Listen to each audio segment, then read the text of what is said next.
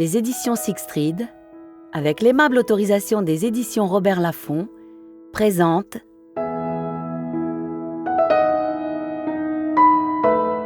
Les palombes ne passeront plus, de Claude Michelet, interprété par Alain Laurence.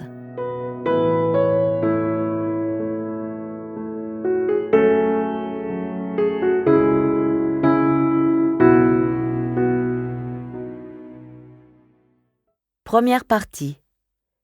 Saint libéral sur diamant. Il courait, vif et silencieux comme ces rapiettes, dont le preste trottinement zèbre d'un éclair gris les vieux murs ensoleillés. L'herbe sifflait contre leurs jambes nues, et dans leurs cheveux fous s'accrochaient parfois quelques pétales de fleurs de prunier et de cerisier qui enneigeaient toute la campagne. Le printemps pépiait dans le moindre buisson où s'égayaient les traquets, les pouillots, les fauvettes. Il chantait sur les puits, les coteaux et les bois qui entouraient le village de Saint-Libéral.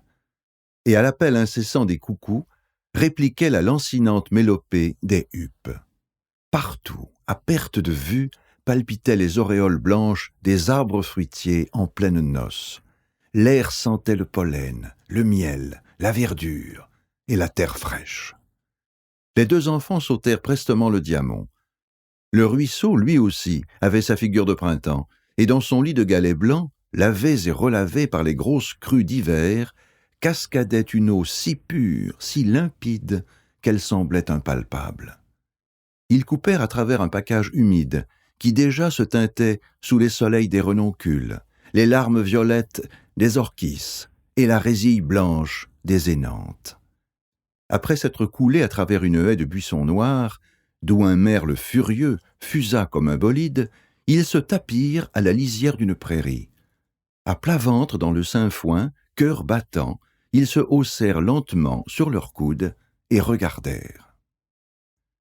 Les hommes étaient au travail, à 300 mètres.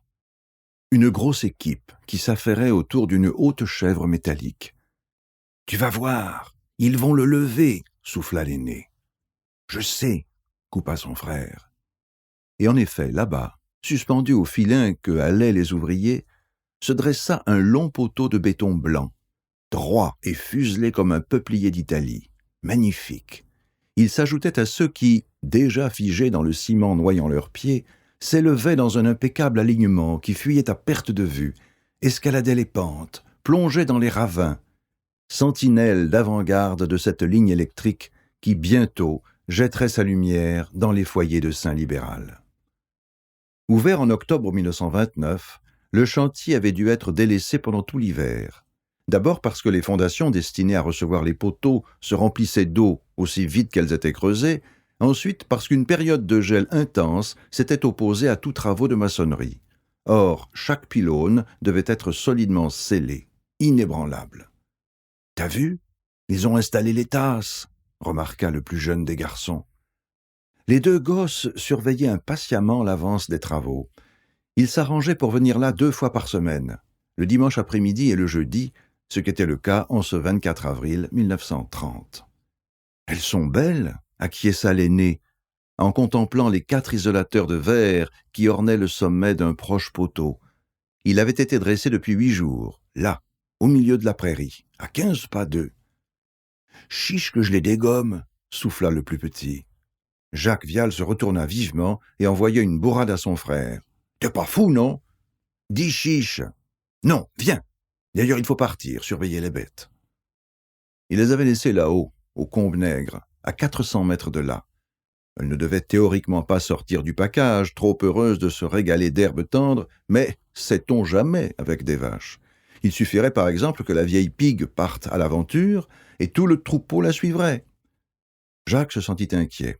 Il imagina les limousines s'égayant dans les champs, vignes et vergers qui bordaient les Combes-Nègres et l'inévitable punition qui sanctionnerait ce manque de surveillance. Il avait 10 ans et était responsable. Mais dans l'immédiat, la bonne tenue des vaches lui donnait moins de soucis que celle de son frère. Paul avait 2 ans de moins que lui, mais il était presque aussi grand et solide.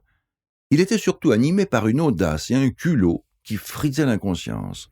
Pour lui, l'existence ne prenait son vrai sens, sa bonne dimension, que dans la mesure où il pouvait l'embellir grâce à tous ces actes que les grandes personnes s'ingénient à interdire, comme, entre autres, d'aller, subrepticement, à la nuit, plonger dans le lavoir municipal pour retirer la bonde et jouir, au matin, des lamentations des ménagères surchargées de linge sale devant l'immense bac vide. Ou encore, et cette impiété datait de 15 jours, de profiter de sa charge d'enfant de chœur pour grimper au clocher après l'office du jeudi saint, d'entourer de chiffons et de vieux sacs le battant de la grosse cloche, et de vivre quelques minutes d'intense satisfaction devant la mine effarée des fidèles lorsque, au matin de Pâques, pendant le Gloria, au lieu du chant allègre du bourdon revenant de Rome, retentit le grondement étouffé du bronze muselé. Naturellement, toutes ces farces oiseuses attiraient les représailles paternelles, c'était justice. Ce qui l'était moins, c'est que le déferlement des baffes chutait indistinctement, et si Paul conservait et cultivait le monopole des idées et des réalisations pendables, Jacques partageait toujours les raclées qui s'ensuivaient. D'ailleurs, pour être tout à fait franc, il reconnaissait volontiers que si Paul était l'instigateur et l'inventeur des bêtises, il en était lui-même un des artisans. Sans la ficelle qu'il lui avait donnée, jamais les chiffons et le sac n'auraient tenu autour du battant de la grosse cloche. Complice donc, mais à l'inverse de son frère, toujours conscient de l'énormité des actes perpétrés et surtout de leurs inévitables conséquences. Aussi fit-il tout pour dissuader Paul. Peine perdue. Son frère, accroupi dans le Saint-Foin, tendait déjà son lance-pierre en direction des 4 isolateurs qui les narguaient. « Fais pas l'andouille !» supplia Jacques, sans pour autant, et comme il l'eût dû, s'accrocher à son bras. Le caillou partit en vrombissant, manqua de peu le godet, ricocha sur le béton et miaula en fuyant dans le ciel. « T'es une vraie gaille !» ponctua Jacques. C'était faux, car Paul n'avait pas de leçon à recevoir en matière de lance-pierre. « Gaille toi-même ! Mon caillou ne valait rien !» expliqua le tireur. Il chercha dans ses poches et sourit en sentant sous ses doigts un beau galet rond, gros comme un œuf de tourterelle. « Moi, je la fous en l'air du premier coup !» dit Jacques en tripotant le manche de son arme suspendue autour de son cou. Une fois de plus, Paul envia son magnifique lance-pierre. Un engin superbe, avec une fourche de buis d'un galbe parfait. Pas une fourche banale en forme de V, mais 2 fines branches bien modelées en un demi-ovale idéal sur lesquelles venaient se fixer les gommes d'un caoutchouc presque blanc, doux à la traction, mais d'une puissance et d'une force incomparables. C'était l'oncle Léon, le parrain de Jacques, qui lui avait donné cette petite merveille avec recommandation expresse de ne pas en faire un mauvais usage. Jacques fouilla à son tour dans ses poches et soudain, dans sa paume, brilla une bille d'acier. « Eh ben, souffla Paul, d'où elle sort ?»« C'est parrain, il m'en a donné une 12. Elles viennent d'un roulement à billes. »« Oh, passe-m'en une, rien qu'une !» dit Jacques en glissant le projectile dans la languette de cuir de son lance-pierre. Il s'accroupit, banda lentement son arme, ferma l'œil gauche. Le claquement sec des élastiques se confondit presque avec le bruit cristallin de l'isolateur qui explosa sous l'impact. Des morceaux de verre jaillirent à plusieurs mètres. Pour un beau coup, c'était un beau coup. « T'as vu ?» dit Jacques en ébauchant un sourire. Mais il était déjà rongé par la panique. « Quelle connerie !» pensa-t-il. « Allez, il faut partir !» dit-il fermement.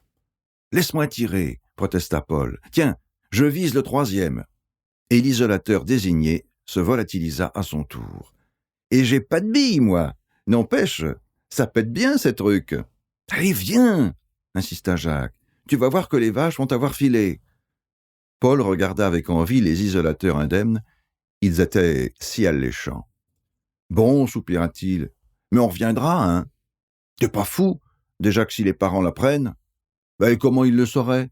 Y a pas que nous qui avons des flingues. » Jacques haussa les épaules, c'était bien un argument de son frère.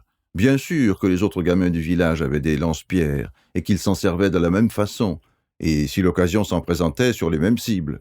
Mais ces heureux vénards avaient la chance d'avoir des parents aveugles, faciles à berner, prompts à croire le plus éhonté des mensonges. C'était pas du tout leur cas à eux, fils de Pierre-Édouard et Mathilde Vial. Leurs parents comprenaient tout, et tout de suite. Ils n'étaient dupes d'aucun faux fuyant, d'aucun mensonge. Oui, vraiment, ils étaient forts. Assis au soleil devant la maison, Jean-Édouard Vial sourit en regardant la petite fille qui tendait vers lui ses menottes potelées. Folle d'impatience, elle tournait autour de lui, s'accrochait à son pantalon, grimpait sur ses sabots et tentait, en vain, de saisir l'objet qu'il était en train de façonner pour elle. Ses grands yeux brillaient de convoitise et d'émerveillement. « Donne, Pépé, donne !» insista la petite. Elle était haute comme une botte, pleine de fossettes charmantes et dotée pour son âge d'un étonnant bagout. Morissette avait 5 ans et s'y entendait à merveille pour régenter toute la maison. Têtue et coléreuse, comme une digne Viale qu'elle était, mais comme sa mère, enjôleuse et calme, elle obtenait ce qu'elle voulait de ses 2 frères aînés, Jacques et Paul, qui, pour elle, filaient doux et lui passaient tous ses caprices. Dieu sait pourtant si ces lascars ont le diable dans la peau, pensa Jean-Édouard. Surtout le second. Incroyable ce qu'ils peuvent inventer, ces gosses. Et ce n'est pas faute d'être tenu, pourtant. Il sourit en songeant que cela n'empêchait pas les 2 gardements de multiplier les farces et les bêtises. Acte répréhensible, bien sûr, mais qui avait pourtant le don de le faire rire aux larmes. Il avait décidé, une fois pour toutes, de ne plus jamais intervenir dans la conduite de la famille, ni dans celle de la ferme. Il n'avait pas pris cette décision de gaieté de cœur, mais elle était irrévocable, et jamais, depuis 8 ans, il ne l'avait transgressée. Il ne le regrettait pas, tout était beaucoup mieux ainsi, plus logique, plus paisible. Il était l'aïeul que l'on respecte, et sur ce point, jamais depuis 8 ans, il n'avait eu à déplorer le moindre manquement à la déférence qui lui était due. Mais quant au reste, l'autorité, la gestion de la ferme et de la famille, c'est volontairement et définitivement qu'il avait tout abandonné au profit de son fils, car il avait compris que c'était l'unique solution pour vivre en bonne intelligence avec lui. Mais cette abdication lui avait coûté, et pendant les années qui avaient suivi la mort de sa femme, il avait lutté pour la retarder. 2 ans pendant lesquels, seul sur sa ferme, il avait tenté de reprendre pied, de s'habituer à sa sinistre solitude, à sa détresse, à sa faiblesse même. Car il le voyait bien, tout pâtissait. Les bêtes d'abord, mais surtout les terres, qu'il était de plus en plus incapable de soigner seul. Et lorsque les voisins, comme Jantou et Gaston, étaient gentiment venus à son aide, il en avait été à chaque fois mortifié, car personne n'ignorait que son fils, Pierre-Édouard, là-haut, à Coste-Roche, sur sa misérable fermette, n'attendait qu'un mot de lui pour revenir tenir son rôle, celui de chef de famille. Oui, Pierre-Édouard n'attendait qu'un mot. « Viens !» Mais encore fallait-il le formuler, et pour cela, grimper jusqu'à la chaumière et dire « Je te laisse ma place, désormais, c'est toi le patron. » Vu avec 8 ans de recul, et maintenant que tout était rentré dans l'ordre, comme cela paraissait simple, mais à l'époque c'était reconnaître qu'il s'effaçait devant son fils, qu'il approuvait presque toutes ses attitudes passées, qu'il oubliait toutes leurs années de brouille, ses réflexions désobligeantes, son parti pris pour ses sœurs, et enfin son mariage. Union qu'il avait impitoyablement condamnée lorsque, fin 18, au retour de cette terrible guerre, Pierre-Édouard l'avait mis devant le fait accompli en lui présentant Mathilde. Il ne lui avait pas été facile d'oublier tout cela. Pas facile non plus de s'avouer que tous les torts n'étaient pas à l'actif de Pierre-Édouard, et que lui-même et son intransigeance n'étaient pas pour rien dans cette lamentable situation qui le contraignait, lui, un des plus compétents agriculteurs du bourg, à laisser ses terres à l'abandon et toute sa ferme à volo uniquement parce qu'il s'était brouillé avec son fils aîné. Tout comme il s'était querellé avec ses 2 filles. Elle, contrairement à Pierre-Édouard, avait fui la Corrèze et n'y était point revenue. C'est tout cela qui, pendant 2 ans, l'avait retenu d'aller chercher son fils. Il avait d'abord espéré que Pierre-Édouard reviendrait de lui-même et que petit à petit, au fil des ans et chichement, il lui laisserait prendre les rênes. Mais c'était compté sans le caractère Vial. Pierre-Édouard était trop fier et trop prudent pour demander à son père quoi que ce soit.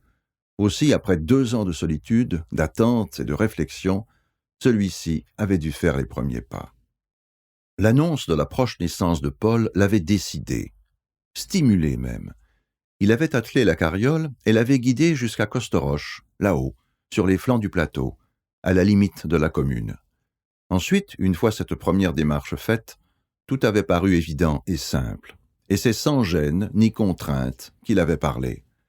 « Je sais que vous attendez un autre petit, c'est bien, c'est très bien. Mais celui-là, il faut qu'il naisse sous son toit, chez lui. Enfin, chez toi, si tu préfères. » Jacques, l'aîné de ses petits-fils Vial, avait vu le jour ici, dans cette chaumière minable où le jeune ménage s'était installé. « Vous voulez qu'il naisse chez nous, dites-vous » avait alors insisté Pierre-Édouard. « Oui, revenez. Tu vois bien, quoi, moi, depuis que ta pauvre mère est partie, je peux tout juste bricoler. Tu as bien vu les terres. C'est vrai, elles sont vilaines, elles manquent de sueur. » Quelques années plus tôt, une telle réflexion l'aurait fait bondir, mais ce jour-là, il avait haussé les épaules. « Non, elles ne manquent pas de sueur, mais la mienne a 62 ans, et autant que j'en mette, elle ne vaudra jamais le quart de la tienne. Tu es jeune, toi, ta femme aussi. C'est de vous qu'elles se languissent. Moi, je ne peux plus les contenter. Alors voilà, revenez, installez-vous. Et puis, ne t'inquiète pas, je te connais bien. Je ne te donnerai pas l'occasion de marronner contre moi. Dès que vous serez installés, tu feras ce que tu voudras des terres et des bêtes, comme ça te plaira, et quand ça te plaira. Moi, ce n'est plus mon affaire. » Il avait tenu parole. Ça n'avait pas été facile, et il avait eu bien souvent envie de s'insurger contre les méthodes de travail et les idées de son fils. Mais il avait toujours réussi à se taire, à garder pour lui les réflexions ironiques ou acerbes qui lui brûlaient les lèvres. C'était beaucoup mieux comme ça. D'ailleurs, force lui était de reconnaître que Pierre-Édouard était un excellent agriculteur et un bon fils. Mathilde, la meilleure des brues, et les 3 petits-enfants qu'elle lui avait donnés, d'adorables garnements. Pourtant, même avec eux, il avait dû se plier à de nouvelles formes de rapport. De son temps, jamais les enfants n'auraient osé tutoyer leurs parents, et à plus forte raison leurs grands-parents. Mais aujourd'hui, les petits ne disaient plus « père », mais « papa ». Le mot « grand-père » n'avait plus de sens pour eux, remplacé par de sonores pépés. Quant au vousoiement, il le réservait aux étrangers à la famille. « Alors, Pépé, tu le donnes, oui ?» insista la petite fille en lui secouant la veste. « Je donne contre un poutou, » dit-il en tendant sa joue. Elle posa un baiser lourd de salive sur sa joue râpeuse, fronça les narines. « Tu piques, faut raser couenne !» dit-elle en passant son minuscule index sur son petit menton rose où souriait une faussette. « Allez, donne, t'as promis !» Il tendit le panier d'osier qu'il venait de lui fabriquer et s'attendrit de la voir si heureuse d'un aussi modeste cadeau. Elle glissa crânement son bras dans l'anse de châtaignier et trottina gaiement jusqu'à la maison. Pierre-Édouard jeta un coup d'œil en direction de Paul, qui mangeait sa soupe de bon appétit. Puis il regarda Mathilde, assise en face de lui, et lui sourit discrètement. Complice, elle lui répondit d'un battement de cils. « Pourquoi avez-vous tripoté la faucheuse ?» demanda-t-il à ses fils. Ils baissèrent le nez dans leur assiette, s'absorbèrent dans la contemplation des yeux du bouillon gras. Ils étaient stupéfaits que leur père ait découvert si rapidement leur tentative. Une fois de plus, c'était Paul qui avait eu cette idée saugrenue de vérifier si la faucheuse ne recelait pas quelques roulements à billes susceptibles, une fois brisés, de fournir quelques bons projectiles pour leur lance-pierre. Ils en avaient été pour leurs frais, les roulements étaient absolument imprenables. Mais qui diable avait pu les voir quand, au retour de leur expédition sur le chantier, et après avoir rentré les vaches, ils s'étaient tous les deux glissés dans le hangar? Leurs parents? Sûrement pas. À l'heure où Paul s'acharnait à coups de marteau sur un engrenage inviolable, il plantait les pommes de terre dans la terre de la rencontre, là-haut, sur le plateau, à plus d'1 kilomètre de là. Qui alors? Le Pépé? Non. Lui, il s'occupait des bêtes et n'avait sûrement rien entendu. Avec l'âge, il devenait un peu sourd. Morissette?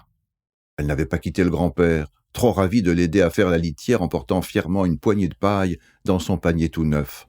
« Alors ?» redemanda Pierre-Édouard en fronçant les sourcils. « Qu'est-ce que vous lui voulez à la faucheuse, hein ?»« Rien, » assura Jacques. « Non, rien, » renchérit son frère. « Alors pourquoi vous l'avez bricolée? Pour le plaisir? Vous ne savez pas que c'est dangereux? Si la barre vous tombe sur la tête, elle vous écrase. Je vous l'ai déjà dit, d'ailleurs. »« Et comment tu le sais qu'on l'a touchée ?» osa demander Paul. « que le don d'ubiquité de son père remplissait d'admiration. « Je le sais, ça suffit. Et maman aussi le sait. »« Vous nous avez vus ?» questionna Jacques à son tour. « Comme si nous y étions, » assura sa mère en lui passant la main dans les cheveux. « Allez, va » coupa-t-elle devant son air effaré. « C'est pas bien compliqué. Regardez vos ongles. Bande de cochons, ils sont pleins de cambouis. »« Merde » grogna Paul en regrettant d'avoir mis autant d'énergie à se laver les mains. En vrai, pour un tel résultat, c'était à vous dégoûter à vie de l'eau et du savon. Il observa ses doigts, naturellement, si en plus il fallait se curer les ongles. Vexé, il se promit néanmoins de faire attention à ce genre de détails la prochaine fois qu'il partirait en quête de roulement. « Dites, » prévint Jacques, « Parrain est passé tout à l'heure. Il a dit qu'il voulait vous voir, tous les deux, chez lui, ce soir. »« Veine » lança Paul. « On va aller chez tonton Léon. »« Sûrement pas, » trancha leur mère. « Vous irez au lit. D'ailleurs, il a dit qu'il voulait nous voir tous les deux. C'est tous les deux, papa et moi. »« Et pourquoi il ne vient jamais à la maison, tonton Léon ?» insista Paul. « T'occupe pas de ça, mange » éluda Pierre-Édouard. Le cas de Léon était le seul pour lequel Jean-Édouard avait toujours refusé la moindre concession. La vie avait accumulé trop de rancœur, de haine même, entre lui et le frère de sa bru. Il y avait des années que les deux hommes ne s'adressaient pas la parole et s'évitaient. Et lorsque, exceptionnellement, Léon passait en coup de vent à la maison, Jean-Édouard quittait ostensiblement la pièce et partait s'enfermer dans sa chambre. Cette attitude, gênante pour tout le monde, avait vite fait comprendre à Léon que sa présence était indésirable et que jamais le vieil homme ne lui pardonnerait ses attitudes et ses actions passées. De même, ne lui pardonnait-il pas de lui avoir succédé à la tête de la mairie lors des élections de mai 1925. Pourtant, à l'époque, Jean-Édouard avait fait savoir à tous qu'il se retirait de la compétition et qu'il rejetterait même la plus modeste place de conseiller. Mais nul doute qu'il eût adopté une autre politique s'il avait pu se douter que Léon Dupoche lui succéderait. Et avec brio, puisque, sitôt élu, il avait fait des pieds et des mains pour obtenir cette adduction d'eau que tous les électeurs réclamaient. Mais aveuglé par le ressentiment qu'il nourrissait à son égard, il s'était refusé à admettre que son ennemi était le mieux placé pour devenir maire de Saint-Libéral. S'entêtant dans ses préventions, il avait fini par se persuader que les électeurs repousseraient la candidature de Léon, ce voyou, ce malhonnête, ce marchand de bestiaux sans foi ni loi, qui, au fil des ans, accumulait une véritable fortune en écumant les champs de foire. De plus, au sujet de ces élections, il avait espéré que son fils se lancerait dans la mêlée. Hélas, Pierre-Édouard ne se sentait pas attiré par l'écharpe. Cette promotion ne l'intéressait pas, et c'est tout juste s'il avait accepté la place d'adjoint que lui avait offerte le nouveau maire. À toutes ces raisons, très suffisantes pour justifier une animosité définitive, s'ajoutait la colère qui l'animait lorsqu'il mesurait à quel point était solide l'amitié qui unissait son fils à cette crapule de Léon. Une vieille amitié qui s'était forgée pendant leur jeunesse et qui était venue renforcer les liens de parenté qui les unissaient depuis le mariage de Pierre-Édouard et de Mathilde. Une amitié indestructible qui était pour lui une écharde permanente. Léon n'ignorait rien de tout cela. Aussi, pour éviter d'envenimer un abcès qui n'en avait nul besoin, s'abstenait-il, dans la mesure du possible, de venir chez les Vial. Mais cela ne l'empêchait pas d'entretenir les meilleures relations avec sa sœur, son beau-frère, ses neveux et sa nièce. Sa maison leur était toujours ouverte.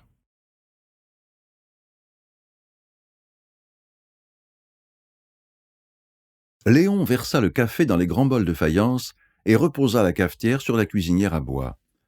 Depuis que sa mère était morte 15 mois plus tôt, Mathilde en portait encore le deuil, il n'occupait qu'une seule pièce de la vaste maison qu'il avait fait bâtir à la veille de la guerre. Célibataire et très absorbé par son métier, il vivait plus souvent hors de chez lui que sous son propre toit. Il prenait même tous ses repas à l'auberge, couchait souvent à Brive ou à Tulle, voire à Limoges ou Paris, et ne s'occupait pour ainsi dire pas de son ménage. Aussi, la seule pièce qu'il fréquentait était un véritable gourbi, mais un gourbi sans poussière, car nettoyé tous les 8 jours par Mathilde, à qui il déplaisait de le voir évoluer dans une bauge.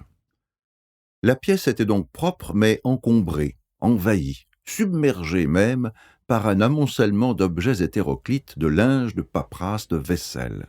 Même la grande cheminée, qu'il n'allumait plus, était remplie de cordes à veau, de harnais et de jougs.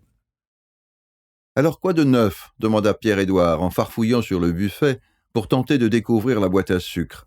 Il la trouva enfin et l'ouvrit. Elle était pleine de clous. « C'est ça ton sucre ?» plaisanta-t-il. « Demande à ta femme, c'est elle qui l'a rangé. Il paraît que le sucre doit être dans un sucrier.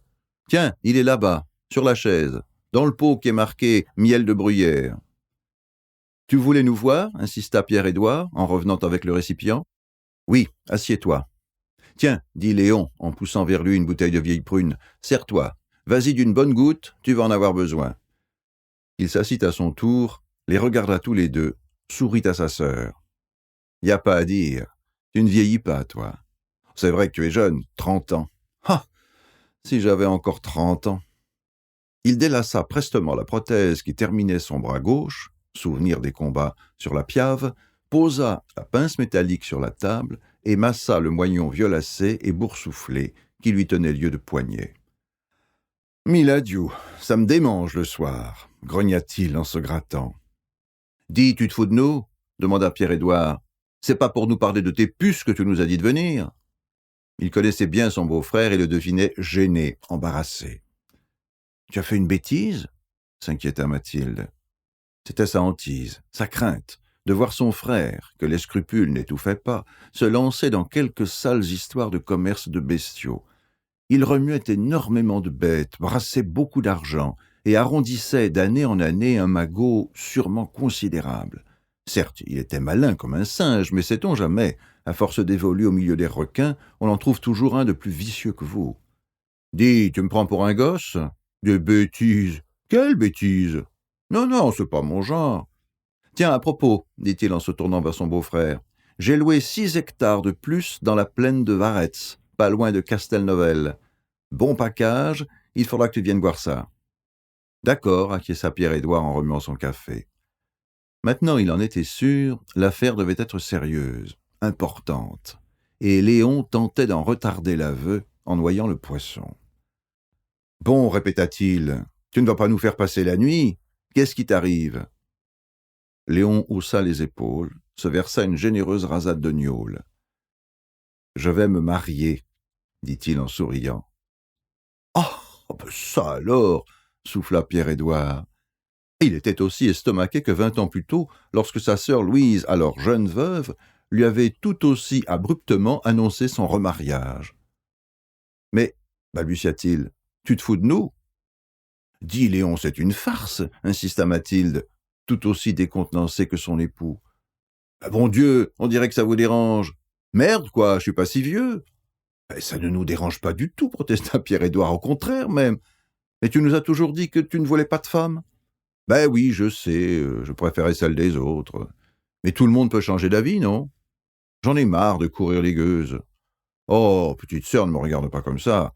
C'est pas parce que ton mari te contente tout son sou qu'il faut croire que c'est pareil pour toutes les épouses. Dans le fond, je leur rendais service à ces pauvres garces.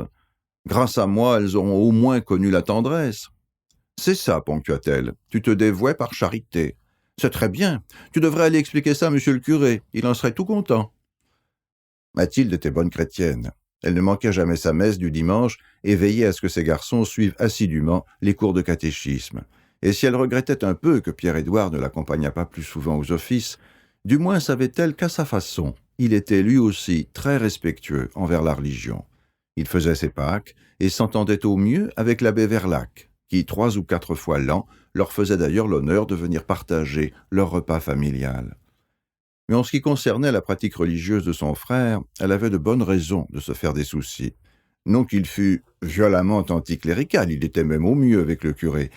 Mais ce n'était pas une preuve de foi, car tous les anciens combattants de la commune s'entendaient bien avec le prêtre, lui aussi ancien combattant. Ces bonnes relations mises à part, Léon restait indifférent aux choses de l'Église. Il ne les brocardait et ne les combattait pas, mais, avouait-il, tout ça, je m'en fous. « Allez, sans rigoler, c'est une blague ton histoire, » insista Pierre-Édouard. « Pas du tout. Mais bon sang, qu'est-ce que ça a d'aussi extraordinaire? Mais l'adieu, je suis pas si vieux. Tu te sens vieux, toi ?» demanda-t-il à son beau-frère. « Non? Bah alors. D'accord, j'ai 2 ans plus que toi. Mais c'est pas une affaire d'avoir 43 ans. Tiens, pense à cet abruti de Léonard Bouissou, de la Brande. Lui aussi avait plus de 40 ans quand il s'est marié. Et le deuxième gendre de Gaston, quel âge il avait, hein? Et le docteur Delpy? Plus de 50 ans, lui. Alors, c'est pas le problème, coupa sa sœur. Simplement, on ne te voyait pas avec une femme, c'est tout. Et d'ailleurs, qui c'est? Elle est de la région? Non. Enfin, si, expliqua-t-il en tripotant les pinces de sa prothèse. Ah, merde, dit-il soudain, ça n'a pas l'air de vous plaire. Non, mais c'est vrai, vous me faites la gueule. Pas du tout, assura sérieusement Pierre-Édouard. On est surpris, c'est tout. Enfin, mets-toi à notre place. On ne s'attendait pas à avoir une belle sœur. Qui est-ce? Insista Mathilde. Tu ne la connais pas. Elle est de Brive. C'est la fille Chantala. Chantala? Le plus gros expéditeur de viande de la Corrèze? Ah ben mon salaud, souffla Pierre-Édouard. Tu ne te refuses rien. Ben, qu'est-ce que tu crois? C'est pas pour ça que... J'espère, coupa Mathilde. Mais quel âge a-t-elle? Ben, murmura-t-il soudain gêné, elle a 23 ans, voilà. Ah, je sais ce que vous allez dire, elle est trop jeune, elle doit aimer courir les balles, il doit lui falloir de belles toilettes, et puis j'ai l'âge d'être son père, et tout, bon, peut-être, et alors? Mais je m'en fous. Vous pouvez dire ce que vous voulez, je la marierai quand même. Mais ne te fâche pas, dit Pierre-Édouard en lui posant la main sur le bras, on ne te dira rien du tout. Vous, peut-être, mais dans la commune, on va jaser. Ça se tassera, assura Pierre-Édouard pour le réconforter. Et puis, comme tu l'as dit, tu n'es pas le premier de cet âge qui épouse une jeunesse. Oui, dit sombrement Léon, je sais. Et je sais mieux que toi ce qu'elles réclament, les jeunesses. Mais tant pis. Moi, tout ce que je lui demande, c'est de me faire un petit comme les vôtres. Ben oui, Miladiou, lâcha-t-il gêné de se montrer sous un aspect inconnu. J'ai envie d'avoir un fils. Oui, un fils. Et je lui paierai toutes les études qu'il voudra. Et s'il veut être médecin ou même ministre, il le sera. J'en ai marre d'être seul avec mes sous. Mes sous, je ne sais plus où les foutre. Plus je m'en sers, plus ils me rapportent, et plus ils me servent à rien. Regarde, ici, j'ai loué toutes les terres et les prairies du château et toutes celles du notaire. Ça fait 62 hectares, plus 14 dans la plaine de la rivière, et encore 22 à l'Arche, plus 8 à Daudevie, et encore 6 à Varetz. J'emploie 10 commis, et je les paie bien. Par an, je remue des centaines de veaux, de vaches, de bœufs et de chevaux. Et tout ça pourquoi? Pour vivre dans ce bordel, dit-il en désignant la pièce, pour me retrouver seul comme un vieux verrat malade. Ah non, ça peut plus durer. Alors voilà, je vais me marier, on aura un petit, et là, oui, ça vaudra la peine de gagner des sous. Tu as raison, dit Mathilde. Et comment s'appelle-t-elle? Yvette. Oh, elle n'est pas très belle, non. Si c'est que ça, elle t'arrive pas à la cheville. Non, elle n'est pas trop belle, mais elle est gentille et douce. Elle a de beaux yeux. Et puis, elle ne m'épouse pas pour mes sous. Elle en a plus que moi. Tu penses, la fille unique de Chantala? Ben voilà, c'est tout. On se mariera à Brive le 12 juillet. C'est un samedi. Vous viendrez, hein? Et vos petits aussi. Naturellement, dit Mathilde. Ah bon, alors, Pierre-Édouard sera mon témoin. Vrai, j'avais peur que vous m'engueuliez, surtout toi, dit-il en regardant sa sœur. Tu m'as toujours surveillé comme une chatte ses petits. Oui, j'avais peur que tu n'en veuilles pas de cette belle sœur. Alors, si tu m'approuves, tu m'aideras. À quoi? Ben, à mettre un peu d'ordre ici, à préparer la maison, tout, quoi. Moi, tu sais, les femmes, j'y connais rien. Enfin, je veux dire, ce que j'en connais, c'est pas suffisant pour... Je comprends, coupa Mathilde. Ne t'inquiète pas, on va lui préparer une belle maison. Et puis tu verras, toute la commune sera contente de savoir que son maire devient enfin sérieux. Jacques se retourna une nouvelle fois dans le lit et envia son frère, qui, blotti à ses côtés en chien de fusil, dormait comme un bienheureux. Il le repoussa sans douceur et entendit le bruit caractéristique et agaçant d'une gloutonne succion.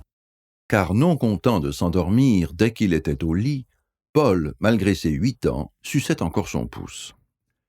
Jacques décelait dans cette habitude de bébé, et aussi dans sa possibilité de sombrer en quelques instants dans les rêves, la preuve que son jeune frère était dénué de cette conscience dont l'abbé Verlac assurait pourtant qu'elle torturait les coupables, et les laissait parfois éveiller une partie de la nuit. Eh bien non, monsieur le curé se trompait, et ce salaud de Paul en apportait la preuve. Ce n'était pas lui qui se laissait envahir par les remords, ni par la sournoise inquiétude qu'ils engendrent. Son sommeil était aussi paisible et innocent que celui d'un nouveau-né. Pourtant, les motifs ne manquaient pas de se faire des soucis et d'attendre avec angoisse les jours à venir, car Jacques n'en doutait pas, leur déprédation serait découverte dès le lendemain, et peut-être même l'était-elle déjà. Les ouvriers qui posaient la ligne ne pouvaient manquer de s'apercevoir de quelle façon les 2 isolateurs avaient été brisés. Devant un tel forfait, il allait de soi qu'ils rendraient compte au maire, qui, pour la circonstance, ne serait plus parrain ni tonton Léon, mais un monsieur sévère qui chargerait aussitôt Alfred, le garde champêtre, de mener une prompte enquête. Alfred n'a pas inventé l'eau chaude, pensa Jacques en reprenant une réflexion de son père. C'est vrai qu'il est couillon, et qu'il ne peut pas courir à cause du pied qu'il a perdu à la guerre, mais quand même, il sait que nous gardons les bêtes au Combe-Nègre, et que ce n'est pas loin du chantier. « Oh non, mais quelle idée j'ai eue de prendre mon flingue !» se reprocha-t-il une fois de plus. Puis il songea que de toute façon, Paul aurait quand même massacré les isolateurs et qu'on l'aurait accusé, lui, de ne pas l'avoir dissuadé. Alors, avoiner pour avoiner, autant qu'elle soit méritée. Il entendit de l'autre côté de la cloison son grand-père qui se couchait. Le sommier grinça un peu, puis le silence revint dans la chambre, seulement troublé par la lente respiration de la petite Morissette qui reposait là, à côté du lit de ses parents, et par les gros soupirs de ce vénard de Paul. Jacques se demanda à quelle heure rentreraient ses parents. Ils allaient souvent voir Léon après dîner, mais d'habitude, ils ne s'apercevaient jamais de leur retour, car le bruit qu'ils faisaient en se couchant, et même la lueur de leur lampe à pétrole, ne l'éveillait pas. Mais en serait-il de même bientôt lorsqu'ils allumeraient l'électricité? Tout était prêt pour elle, et déjà au plafond de la chambre pendait un abat-jour en porcelaine auquel, le moment venu, son père adjoindrait une de ses ampoules qui pour le moment attendaient dans le haut de l'armoire. Il y en avait 6 qui, d'après leur père, éclaireraient chacune autant que 25 bougies. C'était merveilleux de savoir qu'une aussi petite boule de verre était capable d'émettre une telle lueur. 6 ampoules, une pour chacune des 2 chambres de la maison, une autre pour la grande salle, une pour éclairer la cour en hiver, et les 2 dernières pour l'étable et la porcherie. Au sujet de celle-là, beaucoup de gens du village estimaient que c'était du gaspillage, et qu'il fallait avoir bien des sous à perdre pour faire ainsi mettre l'électricité pour les bestiaux. Mais Pierre-Édouard avait répondu que tant qu'à faire d'avoir les électriciens chez soi, mieux valait en profiter. Il est vrai que l'installation avait dû coûter cher. Jacques en ignorait le montant exact, mais les quelques conversations qu'il avait pu surprendre lui permettaient de supposer que son père avait dû débourser au moins 1500 francs. Ce n'était pas rien, le prix d'une belle génisse. Jacques était très fier de cette largesse, et ce n'était pas sans une certaine condescendance qu'il regardait ses malheureux camarades d'école, dont les parents, par économie, s'étaient contentés du strict minimum, et qui continueraient, comme dans le passé, à traire à la lueur du pétrole, quand ce n'était pas à celle d'une bougie. Il en connaissait même certains, des vrais sauvages ceux-là, qui avaient refusé que l'électricité entre chez eux et qui assuraient à qui voulait l'entendre qu'elle drainerait la foudre chez ceux qui avaient commis l'erreur de la réclamer. C'était stupide et le maître d'école le leur avait dit, et il leur avait même expliqué comment fonctionnait l'électricité. Bien entendu, il ne fallait pas toucher les fils, ni mettre les doigts ou des clous dans les prises, c'était évident, tout le monde pouvait le comprendre. Naturellement, et cette pensée l'assombrit soudain, il ne fallait pas non plus casser les isolateurs à coups de lance-pierre. Il entendit la porte d'entrée qui grinçait et le pas de ses parents. Alors il se tourna vers le mur, plongea le nez dans les draps et feignit de dormir. Comme l'avait prévu Jacques, le chef d'équipe de la société Fusion des Gaz, chargé de l'installation de la ligne, se précipita à la mairie dès le lendemain matin, dénonça le sabotage et réclama des sanctions immédiates. « Vous comprenez, expliqua-t-il à Léon, si on ne dit rien, il ne restera plus un seul isolateur lorsqu'on voudra poser les fils. Ce sont sûrement des gamins d'ici qui ont fait le coup. »« De la commune, c'est pas prouvé, rétorqua Léon, qui se sentait solidaire de ses administrés et de leur progéniture. « De toute façon, soyez sans crainte, je vais m'en occuper. » Mais il était surchargé de travail et oublia l'incident. Il ne lui revint en mémoire qu'en fin de matinée, lorsqu'il aperçut les enfants qui sortaient de l'école. Il sourit en voyant Jacques, son filleul, suivi par son frère, qui propulsait devant lui à grands coups de sabot une vieille boîte de conserve. Alors il se souvint des plaintes du chef d'équipe et appela ses neveux. Rien ne le poussait à les soupçonner plus spécialement que la quarantaine de gosses qui s'égayaient sur la grande place. Rien sauf la réputation de Paul. Il comprit, en voyant leur mine, qu'il était sur la bonne piste. Il s'efforça de prendre un air redoutable, car dans le fond, il n'avait nulle envie de sévir. Il adorait les deux gamins, savait que leurs parents les tenaient d'une poigne ferme et ne voulait porter la responsabilité de la correction qui les guettait, si toutefois ils étaient coupables. De plus, il avait de la mémoire. Que n'avait-il fait, lui, au même âge ? Et Pierre-Édouard aussi, d'ailleurs, qui à l'époque, toujours suivi par sa sœur Louise, n'était pas le dernier à partager ses tours pendables. « Alors, jeune voyou, leur lança-t-il, ça marche l'école ? Oui, je sais que ça va, vous travaillez bien tous les deux. Et mon lance-pierre, il marche lui aussi ? Ce fut Paul qui sauva la situation. Jacques lui avait pourtant fait jurer qu'il ne soufflerait mot à personne de la conversation entendue la veille au soir, à une heure où il était censé dormir. Il s'en voulut de l'avoir mis dans la confidence et rougit de son culot. « Dis, tonton, c'est vrai que tu vas te marier ?» demanda Paul d'un ton innocent. « Qui t'a dit ça ?» sursauta Léon, qui avait recommandé la discrétion à sa sœur et à son beau-frère.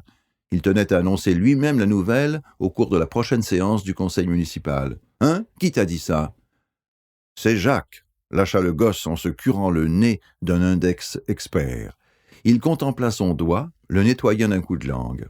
« C'est chouette que tu te maries, on ira à la noce. »« Bon sang, mais d'où tu sors ça, toi ?» demanda Léon en regardant son filleul. « C'est hier soir. Je ne dormais pas quand les parents sont revenus de chez toi, » avoua Jacques en baissant la tête. « Mais on n'a rien dit à personne, » assura-t-il. « Parole, » ajouta Paul. « On n'a encore rien dit. »« Ouais, vous êtes deux sacrés galapias qui seraient bien capables, par exemple, d'aller casser les isolateurs de la ligne, hein ? Vous n'avez pas entendu parler de ça, par hasard ? » « Bon, éluda Paul. Dis, c'est vrai que tu vas aussi t'acheter une auto ? » ?»« Mille adieu !» s'exclama Léon dans un fou rire. « Toi, tu feras ton chemin. Non mais quel bagou !»« Bon, dit-il soudain sérieux, je ne veux pas savoir qui sont les petits salauds qui ont été cassés les isolateurs. Ça ne peut pas être vous, hein ? Les neveux du maire ne peuvent pas faire ça. De quoi j'aurais l'air, moi ? Et vos parents ? Sûr que vos fesses seraient vite rouges s'ils l'apprenaient. Allez, filez de là. Et attention qu'on ne vous voit pas traîner du côté des poteaux électriques. On pourrait croire des choses. C'est compris ? Oui, oui, dirent-ils en chœur. Mais tu ne diras rien, papa, hein ? Supplia Jacques. Mais non, le rassura son parrain. D'ailleurs, pour cette fois, mais juste pour cette fois, je crois que ce sont des voyous de Perpezac ou d'Issandon qui sont venus faire ce coup. Alors ça n'intéresse pas ton père. Pierre-Édouard haussa les épaules, referma vivement le journal et se leva. « Il faut que je parte, » dit-il après avoir jeté un coup d'œil à la grande pendule. Il devait se rendre à la réunion du conseil municipal et regrettait un peu d'abandonner la quiétude de cette soirée d'avril. Les enfants étaient couchés depuis une demi-heure et déjà silencieux. Son père avait lui aussi rejoint sa chambre, et seul le ronronnement du feu et le cliquetis des aiguilles à tricoter de Mathilde meublaient le calme et le silence de la pièce. « Je t'attendrai, » lui assura sa femme, assise dans le cantou. « Tu es gentil, tu veux le journal ? Oh non, il me suffit de voir ta tête quand tu le lis, » plaisanta-t-elle. « Tu as bien raison, je me demande vraiment comment tout ça va finir. » Il enfila sa veste, se pencha vers Mathilde, l'embrassa et sortit. Il faisait frais, presque froid, et dans le ciel entièrement découvert pointait la corne rougeâtre du premier quartier de lune. « Si les nuages ne viennent pas, cette garce de lune rousse va nous faire des dégâts, » pensa-t-il en s'engageant dans la grande-rue. Nul pourtant n'avait besoin que la nature s'en mêlât pour rendre la situation générale difficile. Le pays sentait la crise, et si Pierre-Édouard avait haussé les épaules en lisant le journal, c'était parce qu'il n'y avait pas autre chose à faire, parce que tous ces abrutis de politiciens qui se disputaient le gâteau ne méritaient pas autre chose, parce que tous les gens de bon sens étaient là de ces ministères à éclipse, à la tête desquels, depuis le départ du regretté Poincaré, se succédaient les mêmes marionnettes, les brillants, les tardieux, les chautans. Tout ce qu'ils avaient gagné, ces parasites, c'était de faire chuter le cours du blé, qui, 6 mois plus tôt, était tombé de 161 francs 50 le quintal à 139 francs 50. Il y avait vraiment de quoi être fier. Fier aussi de la stagnation du prix de la viande et des difficultés sans cesse croissantes auxquelles se heurtaient tous les agriculteurs. Malgré cela, et bien qu'il ne soit jamais le dernier à donner son avis, Pierre-Édouard refusait de se laisser entraîner dans la politique militante. Il avait trop de mépris pour ceux qui en vivaient, et en vivaient bien, pour vouloir les imiter et soutenir tel ou tel parti. Il se réservait aussi le droit, et ne s'en privait pas, d'approuver ou de critiquer qui bon lui semblait, quel qu'il soit, et quelle que soit sa couleur.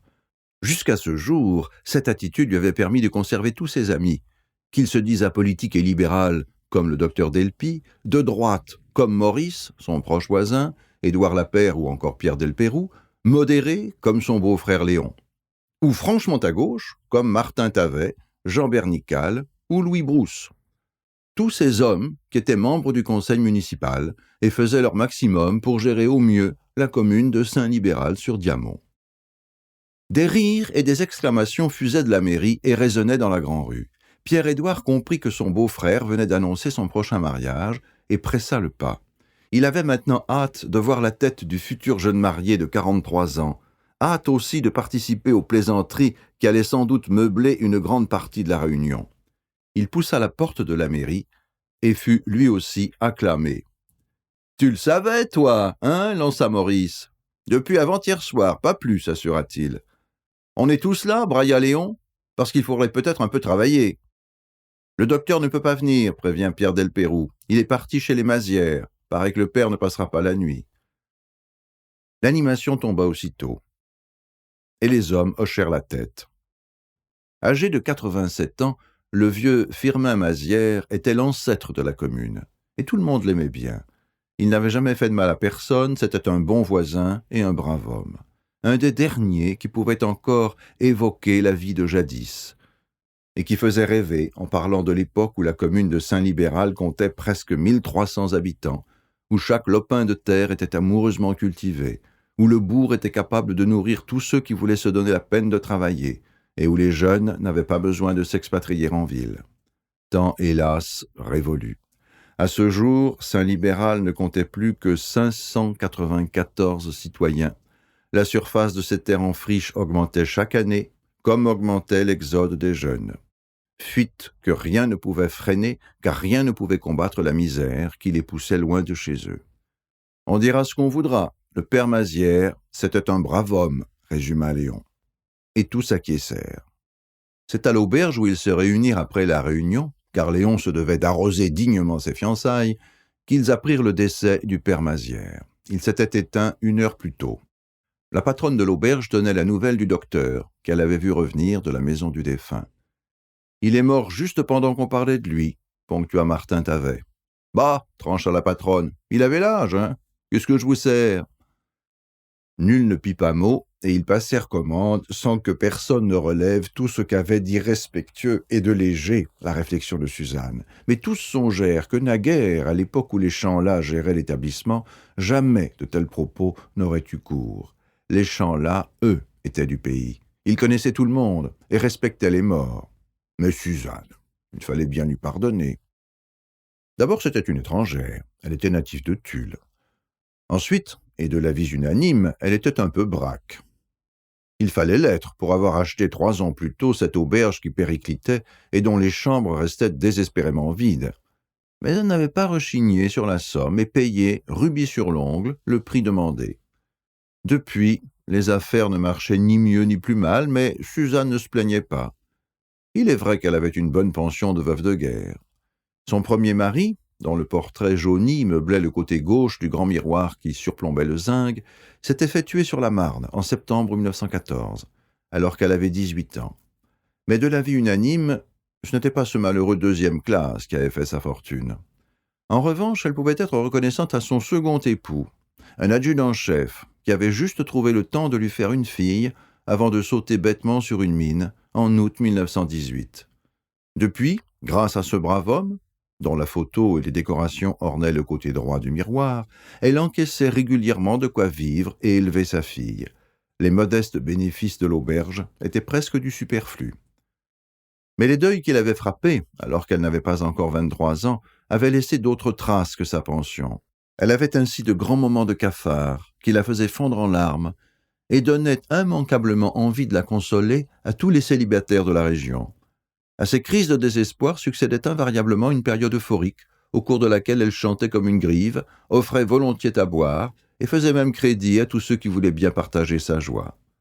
En fait, et c'était un secret de Polichinelle, elle changeait de galant tous les 4 ou 5 mois, noyait pendant 8 jours son chagrin, dans le curaçao, et reprenait vie dès qu'elle pouvait enfin mettre la main sur un homme compatissant et de robuste santé.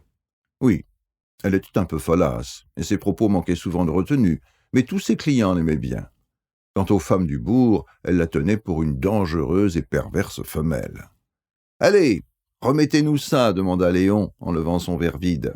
« Alors c'est ma tournée, en l'honneur de votre mariage, annonça Suzanne avec un brin d'amertume dans la voix. Elle nourrissait à l'égard de Léon des sentiments sans équivoque, mais non réciproques. Il avait toujours refusé ses avances. Redoutable trousseur de jupons, mais très circonspect, il usait, en matière de conquête, d'une prudence de renard. Comme eux, il évitait de chasser aux alentours immédiats de sa résidence. « Dites, je parie que vous ne connaissez pas la nouvelle, lança Suzanne. » Elle se tut pour ménager son effet, nota avec satisfaction qu'elle monopolisait l'attention et bomba le torse, qui, au dire de tous, forçait l'admiration. « Oui, insista-t-elle, je la tiens de maître Chardou lui-même. Il est passé ce soir, en revenant du château. »« Et alors ?» demanda Léon. Tous savaient que maître Chardou gérait les biens de la châtelaine. Depuis son veuvage, qui datait de la guerre, la vieille dame n'était pas revenue au bourg. Elle vivait à Paris avec sa deuxième fille et laissait au notaire le soin de s'occuper de la location de ses terres et de la surveillance du château, inhabité depuis presque 15 ans. La venue du notaire à Saint-Libéral n'avait donc rien d'extraordinaire. « Et alors, minauda Suzanne, eh bien la châtelaine va bientôt revenir habiter ici, et sa fille aussi. »« Pas possible !» s'exclamèrent les hommes. Ils étaient heureux de cette décision, car tous déploraient de voir la grande bâtisse, jadis si vivante, se délabrer d'année en année. Rien n'était plus triste que les volets clos sur lesquels grimpaient le lierre et la vigne vierge, que le perron envahi par les ronces et les orties, les jardins en terrasse où croissait une envahissante broussaille, et les arbres du vieux verger étouffés par la viorne et le chèvrefeuille. Si la châtelaine revenait, tout cela allait revivre, renaître, et le village en serait embelli. De plus, cette résurrection donnerait du travail aux artisans, aux couvreurs, aux menuisiers, aux maçons. Il y avait tant à faire pour réparer toutes ces années d'abandon. Enfin, la châtelaine aurait sûrement besoin d'une femme de ménage, d'un jardinier, et peut-être même, comme jadis, d'un homme de confiance. Vraiment, son retour était une bonne nouvelle.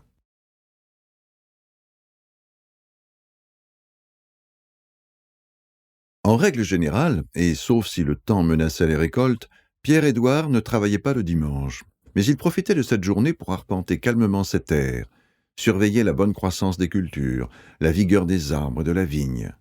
Il aimait ses promenades et en jouissait pleinement. Parfois Mathilde et les enfants l'accompagnaient.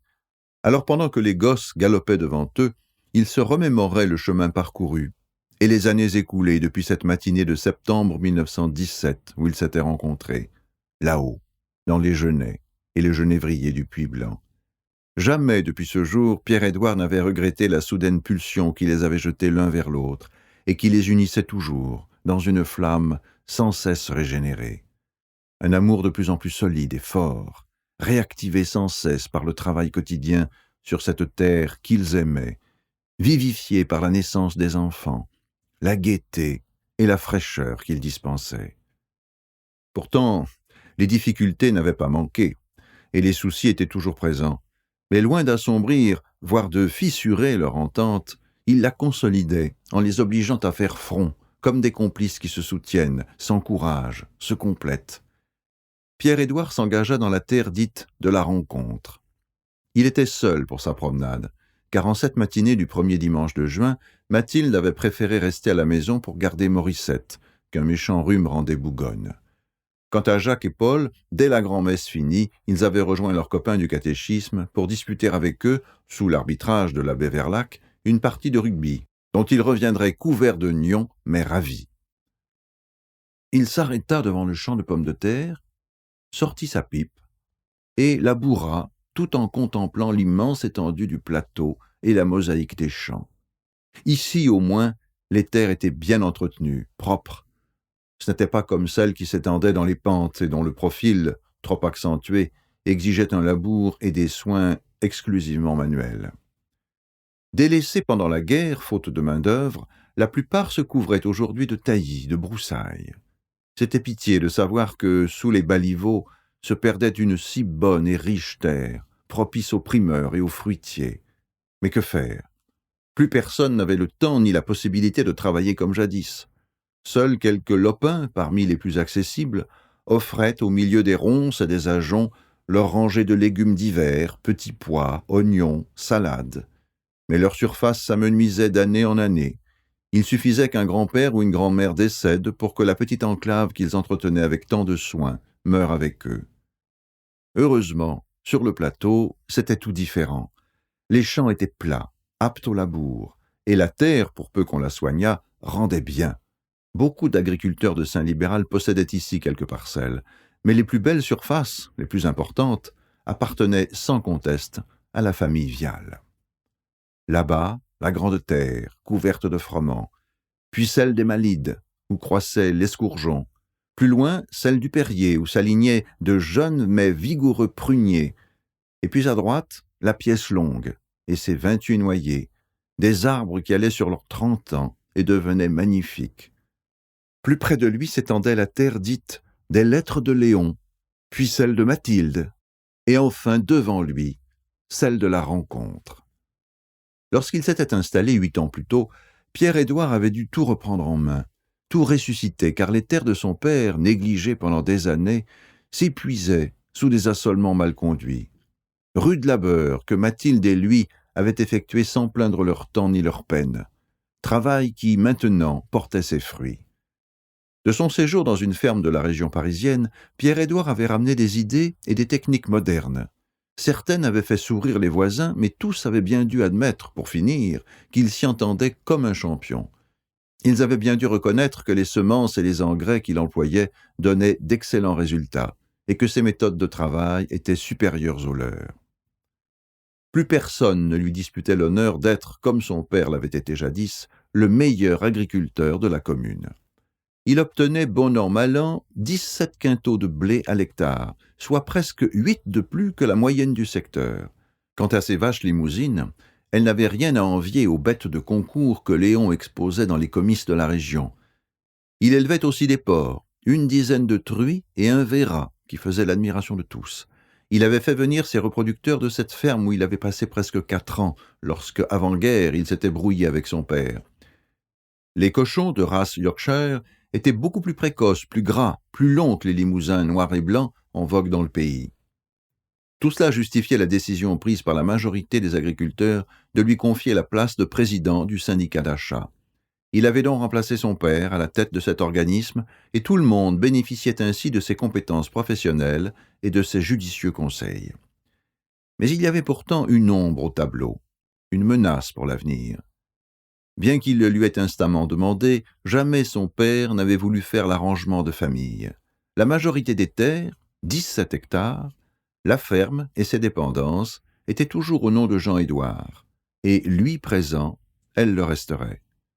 Certes, Pierre-Édouard était le maître, c'était lui et lui seul qui gérait la ferme et la conduisait à sa guise, exactement comme il gérait les 5 hectares qui leur appartenaient en propre, à Mathilde et à lui. Il n'empêchait qu'un jour viendrait où ses 2 sœurs réclameraient leur part d'héritage. Il aurait préféré que cela se fît du vivant de son père, ne serait-ce que pour savoir à quoi s'en tenir et pour résoudre définitivement une situation bancale. Mais Jean-Édouard ne céderait jamais. Sans doute avait-il pardonné à ses filles leur attitude passée. Pardonné, oui, mais pas au point de leur permettre de bénéficier de ses biens tant qu'il serait là. Aussi, Pierre-Édouard économisait déjà en prévision du jour où, son père décédé, ses sœurs feraient valoir leurs droits. Ce n'était pas le principe de cette légitime compensation qui le gênait, mais la crainte que Louise ou Berthe refusent l'argent, choisissent des terres et le contraignent à morceler cette propriété des Viales qui, depuis presque 2 siècles, n'avait cessé de croître, de s'embellir et faisait sa fierté. Cette propriété qu'un jour il transmettrait à l'un de ses fils, à celui qu'il jugerait le plus capable de lui succéder. Mais pour l'instant, la ferme n'était même pas à son nom. Il se rassurait en se disant que ses sœurs ne voudraient pas de terrain. D'ailleurs, que pourrait-elle en faire? Surtout Berthe. Celle-là, on pouvait dire qu'elle avait réussi.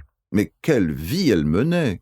Il suffisait pour s'en faire une idée de regarder les quelques cartes postales qu'elle expédiait plusieurs fois par an. Londres, New York, Rio, Berlin, Rome. Elle avait élargi son champ d'action et sans abandonner ce qui avait fait son premier succès, son remarquable talent de modiste, elle l'avait étendu à la haute couture et courait le monde entier pour présenter ses modèles ou créer de nouvelles maisons. À son sujet, Pierre-Édouard était à la fois plein d'admiration et de réserve. D'admiration, car il savait tout ce qu'elle avait enduré à la ferme, jusqu'à ce jour d'août 1914 où, enfin majeure, elle avait pris la route. Quelle évolution depuis! Et aussi, quelle audace et quel sens des affaires pour avoir su monter une telle entreprise! Mais il éprouvait aussi une certaine réserve, une gêne devant le mode de vie qu'elle avait choisi. Une existence de luxe, de femme affranchie aussi, qui préférait le célibat et les aventures à la vie calme et rangée qui aurait dû être celle d'une digne fille Viale. En fait, Berthe le déconcertait. Il n'en allait pas de même avec Louise. Il est vrai qu'entre elle et lui, malgré la distance qui les séparait, et le fait qu'ils ne s'étaient pas revus depuis 10 ans, subsistait la vieille complicité qui les avait liés pendant toute leur jeunesse. Elle aussi écrivait régulièrement, et son fils Félix également, le filleul de Pierre-Édouard. Louise était toujours gouvernante dans son château de la Brenne. Elle s'occupait des 3 enfants de ses patrons et ne se plaignait jamais. Quant à Félix, il effectuait son service militaire. Il était au Maroc et s'y plaisait. Dès sa libération, il serait garde forestier, comme l'avait été ce père adoptif qu'il avait si peu connu, mais sans doute beaucoup admiré, au point de partager ce même amour des arbres et de la forêt. Louise, Berthe, lui-même. Quel chemin parcouru depuis 20 ans! Pierre-Édouard alluma sa pipe, pressa le tabac avec son pouce et s'avança dans le champ de pommes de terre.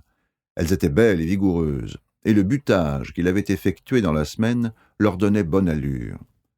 Il se baissa, caressa quelques feuilles. Il était content de son choix de semences. Pour la première fois, il avait choisi de la ronde hâtive, une variété proche de la jaune d'Orléans qui, paraît-il, réussissait bien dans la région et produisait ses 15 à 20 tonnes à l'hectare. Il redressa une tige un peu flétrie, fixa le plan et jura sourdement. « Mille adieux! Cette fois, ils sont arrivés. » Il fit quelques pas et soudain, il les vit. Des dizaines de coléoptères au corps jaune-roux, striés de 10 raies noires, longitudinales. Il ne pouvait pas se tromper. L'immonde parasite, dont toute une colonie dévorait présentement ses pommes de terre, était le doryphore. Ce n'était même pas une surprise, il y avait des années que tous les agriculteurs du canton attendaient cette offensive, des années que l'on parlait de l'inexorable progression de ces insectes ravageurs. Ils avaient fait leur apparition en 1920, dans la région de Bordeaux, et causé de tels dégâts que toute la France paysanne s'était émue. Mais cela n'avait pas empêché les bestioles de proliférer d'année en année, de gagner les Charentes, la Dordogne, la Vienne, la Haute-Vienne, et enfin, 2 ans plus tôt, une partie de la Corrèze. Mais jusque-là, personne dans la commune n'avait eu à subir ce fléau, cette catastrophe. Désormais, c'était fait. Les doryphores étaient là. Pierre-Édouard se pencha de nouveau, retourna quelques feuilles et grimaça en voyant des dizaines de minuscules œufs jaunes collés au revers du feuillage. Déjà, sur quelques pieds, grouillaient des larves, grasses et obèses, d'un rouge-orange taché de noir. Ah, cette fois on est beau! Les bruits les plus extravagants couraient au sujet de doryphores. Ainsi assurait-on qu'ils venaient des Amériques, expédiés secrètement par les gouvernements de là-bas, pour ruiner les paysans français et exporter ainsi leurs excédents de pommes de terre. D'autres ragots garantissaient que le coup venait des Allemands, trop contents de se venger ainsi de leur défaite. Enfin, parmi les derniers bobards à la mode, circulait celui affirmant que c'étaient des marchands d'insecticides eux-mêmes qui, nuitamment et à l'aide d'avions, venaient épandre des pleins sacs d'insectes au-dessus des régions encore indemnes. Ces sornettes ne méritaient qu'un haussement d'épaules. Pierre-Édouard savait, pour l'avoir lu dans une revue sérieuse, que tout était beaucoup plus simple. Certes, il était exact que l'attaque datait de 1920 et qu'elle avait eu lieu en Gironde. Exact aussi qu'elle venait d'Amérique, non pas volontairement, mais accidentellement, et par le biais de quelques parasites transportés avec une cargaison de pommes de terre. Quant au reste, c'était de la blague, et si l'on accusait les Allemands, c'était par ignorance, parce qu'on ne savait pas que le doryphore, découvert en 1824 dans le Colorado, avait fait sa première apparition en Allemagne en 1876. En revanche, ce qui était vrai, c'est qu'on était très mal armé pour lutter contre cet envahisseur. Pierre-Édouard arpenta tout son champ à grands pas. Cela fait, il coupa à travers le plateau et se hâta vers le village. Comme il l'avait prévu et espéré, beaucoup d'hommes buvaient l'apéritif chez Suzanne. Il entra, se pencha vers Maurice. « Va dire à ceux qui sont chez Lamotte de venir ici. Si, c'est important. Il faut qu'ils viennent. » La fille Lamotte tenait le 2e bistrot du village. Elle avait succédé à sa mère, dite la mère Eugène, dont la réputation dans les années 1910 était plus que douteuse. Il fallait bien croire que le vice était héréditaire, car Noémie Lamotte était, au dire des anciens, encore plus salope que sa mère, ce qui n'était pas rien. 35 ans, l'œil effronté, pas laide mais franchement négligée, elle vivait grâce à une modeste mais persévérante clientèle de vieux célibataires qui n'avaient pas peur des on-dit et allaient chez elle plutôt qu'au bordel. C'était plus près de chez eux, plus intime et moins cher. Un seul inconvénient, il ne fallait pas être pressé. La gueuse était furieusement chaude et elle aimait prendre son temps. Comparée à cette roulure, la belle Suzanne passait presque pour une sainte. 2 ou 3 aventures annuelles la hissaient quasiment au rang des honnêtes femmes. Pierre-Édouard se fraya un passage jusqu'aux Zingues, commanda une anisette. Il finissait son verre lorsque les 5 ou 6 clients de Noémie, racolés par Maurice, entrèrent dans l'auberge. « Bon Dieu, qu'est-ce qui te prend ?» grogna Mathieu Fayette. Il était furieux, car Maurice l'avait récupéré dans l'escalier qui grimpait à la chambre de Noémie. « Alors qu'est-ce que tu veux ?» insista-t-il. « J'ai pas que ça à foutre, moi, que de venir à tes conférences. » Sa réflexion déclencha des rires gras et force allusions malséantes, mais Pierre-Édouard n'avait pas envie de rire. « Je veux pas faire une conférence, je reviens juste du plateau. Eh ben les gars, là-haut, c'est tout plein de doryphores. »« Nom de Dieu !» ponctuèrent les hommes. « Je te l'avais dit !» hurla soudain un buveur. « C'est toi qui les as amenés avec tes putains de semences sélectionnées. C'est pas sur nos plans à nous qu'elles viennent, ces bestioles. »« Dis pas de conneries, » coupa Pierre-Édouard. « En revenant, j'ai traversé tes patates, elles sont encore plus envahies que les miennes. Et en plus, elles sont pleines de mildiou. Je t'avais pourtant dit d'y mettre de la bouillie cuprique, mais comme toujours, tu n'as rien écouté. »« Les doryphores sont chez moi ?» murmura l'interpellé. « Chez toi, oui, mais aussi chez Maurice, chez Bernical, chez mon beau-frère, chez toi aussi, Edmond. Il n'y a que chez toi, Pierre, que je n'ai rien vu. » Ils restèrent tous assommés par la révélation. « Il faut faire quelque chose, dit enfin Louis Brousse. »« Oui, murmura Pierre-Édouard, mais quoi ? Je sais qu'il faut d'arseniate de plomb, mais je n'en ai pas au dépôt. Celui que le gars de la défense sanitaire m'a donné, je l'ai confié à Léon. »« Mais pourquoi tu l'as pas gardé ? C'est ton travail d'en avoir au syndicat, » lança un des assistants. « Va te faire foutre, lui jeta Pierre-Édouard. Si tu veux ma place, je te la donne. T'as pas cru que j'allais stocker ce poison ? C'est plein d'arsenic, ce truc. »« Alors il faut prévenir Léon, suggéra Maurice. »« On est dimanche. Va savoir où il est. »« Parti voir les feuilles à l'envers avec sa coquine, » lança un farceur. Mais sa réflexion souleva peu de rire, car tous songeaient aux doryphores qui dévoraient leur récolte. L'abbé Verlac fut le premier à se lancer à l'attaque des parasites. Dès qu'il fut au courant de la nouvelle, c'est-à-dire juste après le déjeuner, il alla chez Pierre-Édouard et lui exposa son plan. Il n'en était pas l'inventeur d'ailleurs, et il avoua qu'il le tenait de la lecture d'un article du Pèlerin. Dans les régions très atteintes, on avait pu freiner l'avance des insectes en les faisant ramasser, ainsi que les feuilles porteuses d'œufs, par les enfants des écoles. « Mais ils vont tout piétiner !» s'exclama Jean-Édouard. « Votre remède sera pire que le mal. » Depuis que son fils lui avait rendu compte de sa découverte, il réfléchissait lui aussi au meilleur moyen de stopper l'invasion. Il n'avait jamais été de ceux qui se laissent abattre et entendait bien participer au combat. Il en avait tellement mené dans son existence de ces luttes entre les hommes et la nature. Les doryphores étaient un nouveau fléau, il importait de s'en préserver, et si possible, de le vaincre. « Oui, redit-il, vos gamins vont tout écraser. »« Pas sûr, dit Pierre-Édouard, si on leur explique bien. Ça devrait marcher. On en met 1 ou 2 par rangée, avec une boîte, pour y jeter ces saloperies. C'est quand même pas compliqué. »« Non, dit Paul, mais s'ils nous piquent les doigts ? » ?»« Crétin, ça ne pique pas, le rabroua son frère. Hein, papa, que c'est pas méchant. »« Mais non, sauf pour les pommes de terre. »« Alors qu'est-ce qu'on décide ? » demanda l'abbé Verlac. « On fait ce que vous dites, mais il faut prévenir l'instituteur pour qu'il rassemble d'abord tous les gosses, histoire de bien leur expliquer le système. »« D'accord, je vais aller le voir. » Les rapports entre le prêtre et Charles de Plat, l'instituteur, étaient des plus curieux. Les 2 hommes, presque du même âge, ils allaient vers la cinquantaine, avaient débarqué au bourg dans les années précédant la guerre. Ils s'étaient ensuivi une longue période de prudente observation, d'extrême réserve même, chacun s'efforçant surtout de ne pas fournir à l'autre des verges pour se faire battre. Les 4 ans de conflit avaient tout changé, et ils s'étaient retrouvés non plus comme des adversaires, mais comme des frères d'armes. Des frères qui, d'ailleurs, avaient parfois des petites brouilles de famille, des querelles idéologiques, des broutilles qui se réglaient alors en joutes oratoires.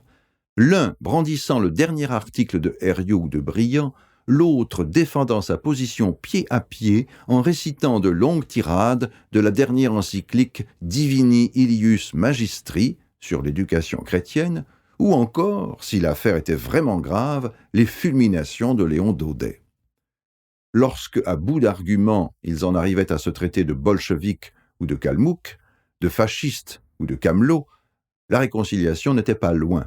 Elle se concrétisait généralement devant un verre d'apéritif que chaque protagoniste dégustait à la santé de son camp.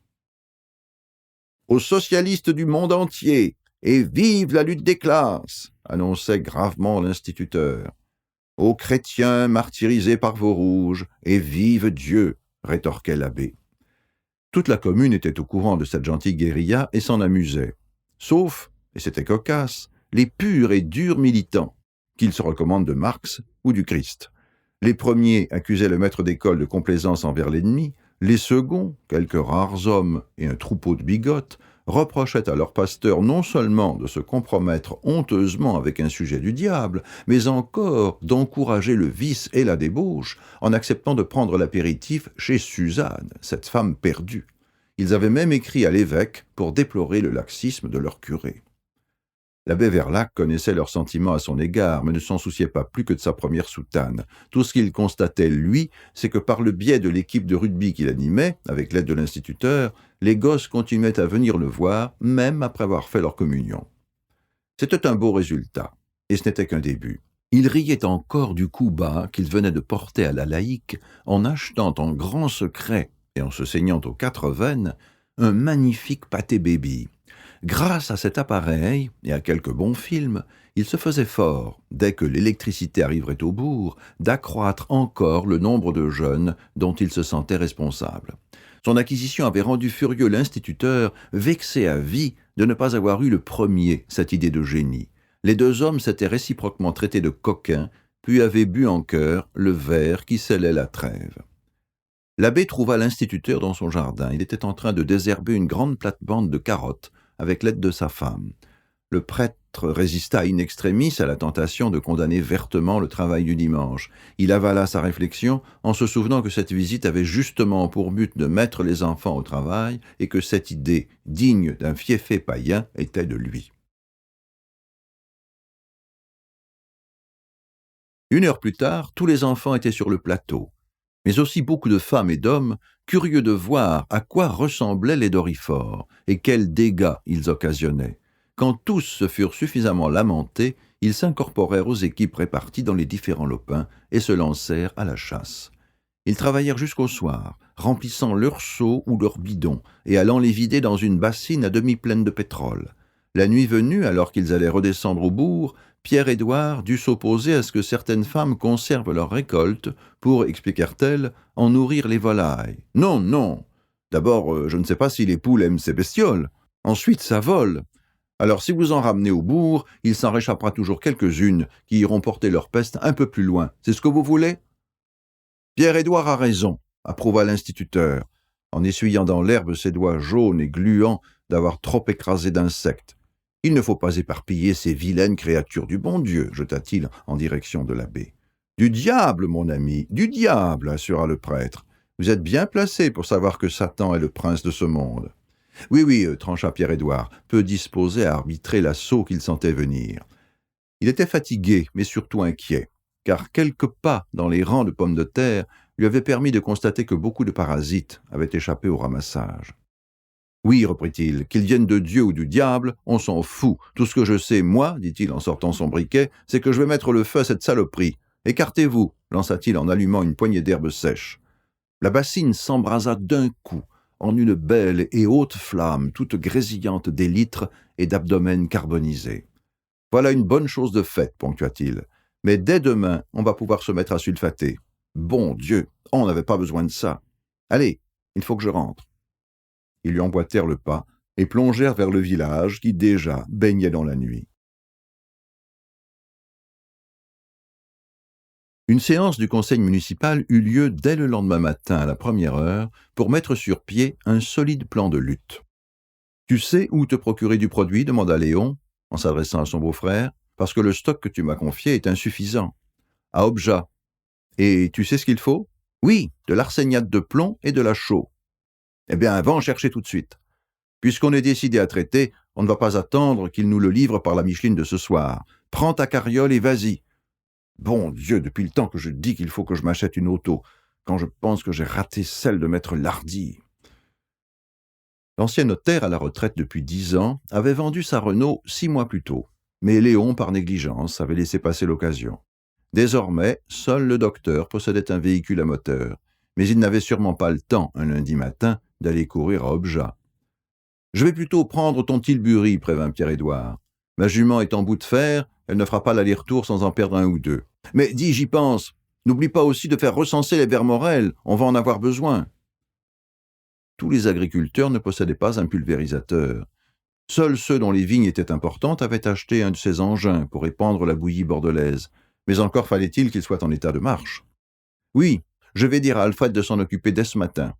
Allez, va, tu devrais déjà être parti. Et n'oublie pas, lança-t-il, j'ai acheté mon cheval à l'armée. Il y est devenu aussi feignant qu'un juteux-chef. » Tous rirent, car nul n'ignorait que Pierre-Édouard avait fini la guerre avec ce grade. Pierre-Édouard fut de retour dans le courant de l'après-midi. Ce n'était pas avec lui, qui en avait dressé bien d'autres, qu'un cheval pouvait s'endormir en route. Dès qu'il déboucha sur la Grand-Place, il aperçut, rangés devant la fontaine, une bonne vingtaine de pulvérisateurs, et aussi, bien arrimés sur les charrettes, les tonneaux pleins d'eau et les baquets où se feraient les préparations. Les hommes l'attendaient, assis au pied des tilleuls ou à la terrasse de chez Suzanne. « T'as pas traîné ?» apprécia Léon, en tapotant les flancs blancs de sueur de son cheval. « C'est une bonne bête, mais je parie que tu ne sais pas lui parler, » dit Pierre-Édouard en sautant à terre. « Un feignant, je te dis, » s'entêta Léon en commençant à décharger les boîtes. « Mais si tu veux, je te le vends au prix coûtant. »« Cause toujours, » lança Pierre-Édouard en s'éloignant. « Moi, je vais casser la croûte. J'ai pas encore eu le temps. Je vous rejoindrai là-haut. Ah, si ça peut te consoler, on n'est pas les seuls. Paraît qu'il y a des dorifores dans toute la plaine. Ils se sont développés avec cette chaleur humide. C'est pour ça qu'il y en a tant, et d'un seul coup. »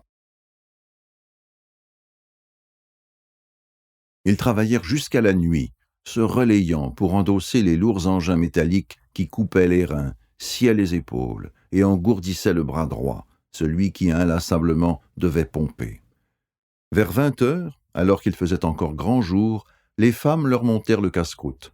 Ils mangèrent de bon appétit, mais en fronçant les narines, car leurs mains et leurs vêtements empestaient le produit et qu'un mauvais parfum chimique flottait sur le plateau. Puis ils reprirent leur va-et-vient obstiné. Ils allaient d'un pas lent, de fantassins recrus de fatigue. Lorsqu'ils s'arrêtèrent enfin, toutes les pommes de terre du plateau avaient reçu leur dose de poison.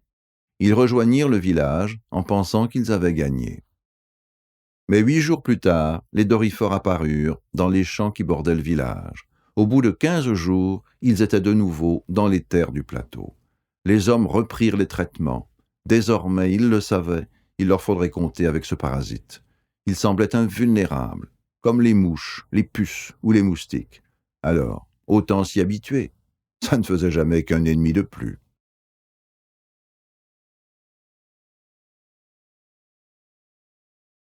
Depuis le changement de lune de la mi-juin, le temps était superbe, chaud, propice à la fenaison. Pour tenter de rattraper les jours perdus par un début de mois trop orageux, tout le village s'affairait, se hâtait. Il s'éveillait dès l'aube, au chant des faux battus et au sifflement des lames de faucheuses mordues par le grès des meules, et s'endormait, tard dans la nuit, au dernier grincement des chaînes rongeant les margelles et au ruissellement des grands seaux d'eau dont s'inondaient les travailleurs. L'air embaumait, et à l'odeur un peu acide et crue des derniers andins coupés se mêlait la lourde et parfumée senteur du foin sec qui, dès la fraîcheur venue, transpirait dans les granges. Campé devant le puits, Pierre-Édouard, torse nu et pantalon relevé jusqu'aux genoux, s'aspergea une dernière fois le visage, s'essuya sommairement avec sa chemise déjà humide de sueur et sourit en regardant ses fils. Pour une fois, il ne lésinait pas avec l'eau, et eux qui fuyaient d'habitude celle du robinet de l'évier semblaient prendre plaisir à se laver. Il est vrai qu'ils avaient transpiré tout leur content pour l'aider à charger la dernière charrette de foin. « Allez, leur lança-t-il, vous vous êtes assez arrosés. Maman et Pépé vont avoir fini de soigner les bêtes. Il faut vous habiller, c'est l'heure de la soupe. » Il entra dans la grande salle, et ses pieds nus claquèrent sur le dallage. « Bon sang, il fait nuit comme dans un four ici, » dit-il en tâtonnant sur le bandeau de la cheminée à la recherche des allumettes. Il descendit la lampe à pétrole suspendue au-dessus de la table, l'alluma, et constata avec plaisir que tout était prêt pour le repas. Le couvert mis, la salade préparée, la boisson tirée. Quant à la soupe, elle mijotait doucement sur les dernières braises du feu. Il se versa un demi-verre de vin, le coupa d'eau, l'avala d'un trait, puis chaussa ses sabots et ressortit pour rejoindre Mathilde à l'étable. À côté du puits, les deux enfants pataugeaient toujours en riant comme des fous. « Tu as tout mis à l'abri » demanda Jean-Édouard en versant une rasade de vin dans le fond de son assiette à soupe. « Oui, et j'avais de l'aide, » dit Pierre-Édouard en désignant Jacques et Paul d'un coup de menton. « Tu feras ce que tu voudras, » poursuivit son père. « Mais si j'étais toi, je ne faucherais pas demain. Le soleil s'est couché dans l'eau. »« J'ai vu. Mais portez pas peine. J'ai pas besoin de lui pour savoir que l'orage se prépare. »« Hein, ta jambe ?» demanda Mathilde. Elle était assise dans le cantou et caressait doucement la tête de Morissette, endormie sur ses genoux. « Oui, dit-il, depuis midi. » Gravement blessé dans les derniers mois de la guerre, il portait à la cuisse gauche une longue et profonde cicatrice qui réagissait et le tiraillait au moindre changement de temps. Ce n'était pas très douloureux, à peine gênant, mais suffisant pour l'avertir. « Enfin, on verra bien demain. De toute façon, on a fait le plus gros, dit-il en faisant glisser une part d'omelette dans son assiette. Il servit ses fils, puis tendit soudain sa fourchette vers la lampe à pétrole. « À propos de demain, vous vous souvenez ?» Les enfants acquiescèrent. Bien sûr qu'ils se souvenaient. L'électricité serait branchée le lendemain, depuis le temps qu'ils attendaient ce jour. « C'est une date importante, » insista Pierre-Édouard. « Regardez bien cette lampe à pétrole. Demain, on n'en aura plus besoin. »« Alors on pourra la casser, » jubila Paul, déjà tout excité à la pensée d'une aussi belle cible. « Et puis quoi encore ?» gronda son père. « Mais ma parole, tu ne penses qu'à tout massacrer, toi. Non, on ne la cassera pas, manquerait plus que ça. »« Puisqu'elle ne servira plus, » essaya encore Paul. « Tais-toi, et puis dépêche-toi de manger et va au lit, il y a classe demain. »« Oui, et on ne pourra pas voir arriver l'électricité, » se plaignit Jacques. « Mais si, » le rassura Mathilde, « je suis sûr que le maître fera un essai dans l'école. »« À quelle heure branche-t-il » demanda-t-elle à son époux. « 11h. Et après, on a un vin d'honneur à la mairie et tout le monde est invité. Surtout les anciens conseillers municipaux, » dit-il négligemment.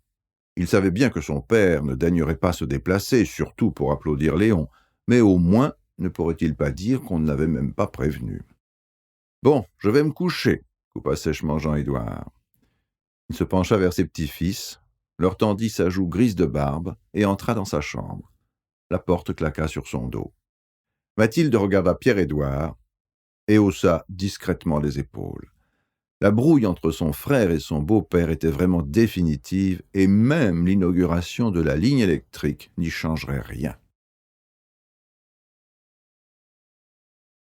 Tous les gens du bourg étaient heureux d'avoir enfin l'électricité. Aussi vinrent-ils nombreux pour célébrer son arrivée. Et même si quelques pessimistes pronostiquaient gravement que ce progrès coûterait les yeux de la tête, l'ensemble des habitants étaient fiers des poteaux tout neufs qui bordaient la grande rue et du transformateur installé à l'entrée du village, peu après la gare. Mais le ciel s'en mêla. Déjà bas et couvert au lever du soleil, il mit d'humeur chagrine tous ceux qui avaient du foin par terre et les obligea à courir vers les prés pour tenter d'assembler en grosses meules le fourrage presque sec. Peine perdue, une première ondée dégringola vers 9 heures. Elle fut brève mais violente et détrempa toutes les récoltes. Elle doucha aussi les travailleurs qui s'en revinrent furieux en maudissant les nuages. Vers 10 heures, le tonnerre roula vers Terrasson. « Bah, l'orage du matin n'arrête pas le pèlerin, lança Léon aux hommes déjà arrivés à la mairie. Non, dit sombrement Louis Brousse, mais il fait pourrir le foin.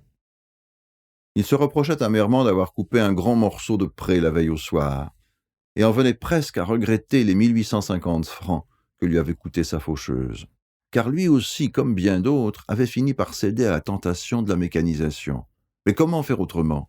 La main-d'œuvre saisonnière se faisait de plus en plus rare, et les quelques jeunes qui se proposaient encore savaient à peine se servir d'une faux, et encore moins la battre sans la détremper. Une vraie misère. On était loin des troupes de faucheurs qui, 20 ans plus tôt, coupaient à eux seuls la majorité des prairies de la commune. Aujourd'hui, seuls les prés trop pentus entendaient encore le chant des faux. Quant aux autres, ils avaient droit à la mécanique. Il n'y avait rien à dire sur son travail, il était parfait, trop parfait même, presque trop reposant, puisqu'il incitait au labeur, et que chaque andin couché appelait son frère. C'est surtout cela que Louis Brousse se reprochait, n'avoir pas su s'arrêter à temps. Maintenant, par la faute de cette garce de machine qui fauchait si bien, la moitié de son pré était en train de prendre l'eau. Un tel dégât n'aurait jamais eu lieu s'il en était resté à sa bonne vieille faux. Avec elle, et la fatigue qu'elle distillait, un homme ne se hasardait pas à couper plus qu'il ne pouvait rentrer. Il couchait sa portion, la fanait, la rassemblait et la mettait à l'abri. Cela fait, il reprenait sa lame et allait tranquillement raser une nouvelle ration d'herbe. Grâce à cette prudence, et même si l'orage venait, le volume de foin mouillé n'empêchait personne de dormir. Alors que maintenant, c'était plus d'un demi-hectare qui recevait l'averse. « T'as du foin par terre ?» lui demanda Léon. « Bah tu parles, tout le haut de ma bouige. »« On en a tous par terre, dit Bernical. Et comme avec les faucheuses, on n'y va pas de main morte. »« Bah c'est juste ce que je me disais, » maugréa Louis Brousse. « On est bien couillon aussi de se laisser commander par la mécanique. » Il haussa les épaules, s'approcha de la fenêtre et regarda pensivement tomber la pluie. L'orage éclata à 11h moins 10. Ce ne fut même pas un de ces gros et terrifiants bombardements qui vous laissent haletant et angoissé dans l'attente de la prochaine salve. Il fut discret, n'effraya personne et s'éloigna après 5 ou 6 coups de semonce. Malheureusement, l'un d'eux avait fait disjoncter le transformateur, ce qui ridiculisa Léon lorsque, à 11h sonnantes et après avoir prononcé quelques mots sur les bienfaits de la civilisation, il voulut allumer la salle de la mairie. Il abaissa l'interrupteur et toute l'assistance leva la tête en direction de l'abat-jour de porcelaine. « Bah merde, quoi, ça marche pas, » murmura Léon, en actionnant en vain le petit levier de cuivre. « Et alors ?» lança-t-il à l'adresse de l'ingénieur en chef. « C'est ça votre fait électrique ? Ah, c'est pas miraculeux. C'est le transfo qui a dû sauter pendant l'orage, » expliqua l'interpellé. « Ça sera vite réparé. » Et il expédia aussitôt un de ses hommes jusqu'au transformateur. Le spécialiste revint peu après, confirma le diagnostic. « Alors cette fois, ça va marcher ?» demanda Léon. « Oui ? Bon, allons-y. » Il manipula le bouton et jura en constatant que rien ne se passait. Un murmure de mécontentement roula dans la salle. « Miladiou, vous vous foutez de moi ou quoi ?» grogna Léon. « Cette fois, c'est sûrement votre compteur, » déclara l'ingénieur vexé. « Vous êtes sûr qu'il est ouvert ?»« Bah, cette blague, je suis pas idiot. » « Vérifions quand même, » suggéra l'ingénieur en allant vers le petit placard qui abritait la boîte noire. Mais il dut se rendre à l'évidence, le compteur était bien en état de marche. « Très bien, dit-il en s'efforçant de sourire. Il se passa la main dans les cheveux, se gratta le crâne. « C'est tout le secteur qui est en panne, assura-t-il. C'est à cause de l'orage, ça arrive parfois. »« Ben, ça promet, lança un des hommes. Si la lumière est coupée chaque fois qu'un nuage fait un pas de travers, c'était pas la peine de nous faire tous ces frais. » « Oui, renchérit son voisin, on dira ce qu'on voudra, ça n'arrive jamais avec une bougie. »« Au contraire même, plaisanta Maurice, chez moi, dès le premier coup de tonnerre, on a la lumière. Ma femme allume tout de suite le cierge de la chandeleur. »« Alors qu'est-ce qu'on fait ?» demanda Léon. Ça va être long? Non, non, assura l'ingénieur. Mes collègues doivent déjà être en train de réparer, vous pensez bien. Ouais, grogna Léon, sceptique. Bon, on va quand même arroser ça, décida-t-il en se dirigeant vers la table, couverte de verres et de bouteilles. Allez, servez-vous tous, invita-t-il. Mais ils eurent beau trinquer en essayant de plaisanter, le cœur n'y était pas. Ils étaient frustrés et s'esquivèrent rapidement. Ah, c'est réussi, constata Léon, lorsqu'ils furent tous partis. Simple incident, assura l'ingénieur. Mais oui, renchérit Pierre-Édouard, et puis elle sera bien revenue pour ce soir, cette électricité. Alors tu verras, ce sera magnifique. Attendu pour 11 heures, le courant n'arriva que vers 12h30, et personne ne s'en aperçut car l'orage qui rôdait alentour avait incité tout le monde à couper prudemment les compteurs. Ce ne fut donc à la nuit que chacun put enfin apprécier les avantages de l'éclairage électrique. Hélas, l'obscurité revint moins d'une demi-heure plus tard, saluée par des protestations qui fusèrent de chaque foyer. On apprit dans les jours suivants que l'orage, si modeste à Saint-Libéral, s'était déchaîné ailleurs, et que les branches d'arbres qui avaient chu sur les fils étaient responsables de ces courts-circuits. Très dépités, les habitants du... Nous espérons que vous avez apprécié cet aperçu. Pour continuer à écouter ce livre audio sur Google Play Livres, utilisez le lien dans la description de la vidéo.